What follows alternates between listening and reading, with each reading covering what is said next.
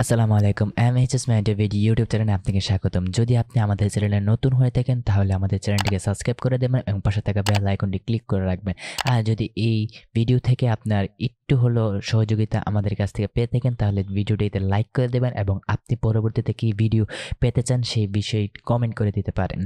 তো আজকে আমরা যে বিষয়টি নিয়ে আলোচনা করব সেটি হচ্ছে যে অ্যাডোবি ফটোশপের যে ইন্টারফেসটি রয়েছে সেই ইন্টারফেসটি মানে ইন্টারফেসের যে কালারটি রয়েছে সেই কালারটি আমরা কিভাবে চেঞ্জ করব ১ থেকে ১.৫ মিনিটের একটি ভিডিও থাকবে।